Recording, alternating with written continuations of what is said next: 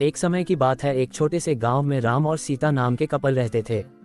उनका एक अर्जुन नाम का बेटा था, जिसकी शादी रिया नाम की लड़की से हुई थी।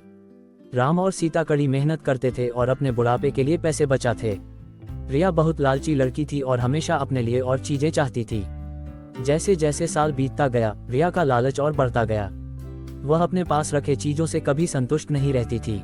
वह हमेशा अपने सास ससुर से महंगे तोहफे मांगा करती थी और उनके बचाए हुए पैसों में से भी कुछ हिस्सा अपने लिए मांगती थी। राम और सीता बहुत ही अच्छे पेरेंट्स थे, इसलिए उसकी सारी जरूरतों को पूरा करते थे ताकि परिवार में शांति बनी रहे। वह अपने पति अर्जुन के ऊपर भी दबाव डालती थी कि वह अपने माँ बाप से पैसे और संपत्ति मांगे। वह बहुत ज्यादा संपत्ति इकट्ठा करना चाहती थी, बिना किसी मेहनत के। एक दिन राम और सीता ने यह फैसला लिया कि वह रिया को सबक सिखाएंगे।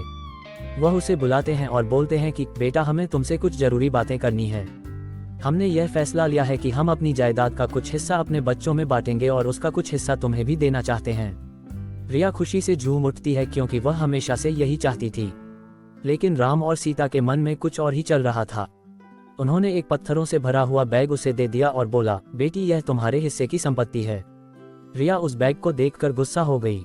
उसने उस पत्थर से भरे हुए बैग को जमीन पर फेंका और जोर से चिल्लाते हुए बोली कि मेरी मजाक उड़ाने की तुम्हारी हिम्मत कैसे हुई? मुझे पैसे चाहिए, ये पत्थर नहीं। उद्धरण चिन्ह। राम और सीता ने शांत तरीके से उसे समझाया और बोले, रिया, सच्ची संपत्ति सिर्फ पैसे और चीजों के बारे में नहीं है। यह प्यार, दया और जो कुछ भी तुम्हारे पास है उसके लिए आभारी होने के बारे में है। हमने हमेशा तुमसे प्यार किया है और तुम्हारी देखभाल की है, और यह पैसों से भी अधिक कीमती है। रिया को एहसास हुआ कि वह लालच में कितनी अंधी हो गई थी। उसको अपने किए गए बर्ताव के लिए पछतावा होने लगता है। उसने अपने सास और ससुर से माफी मांगी और अपने तरीके बदलने का वादा किया।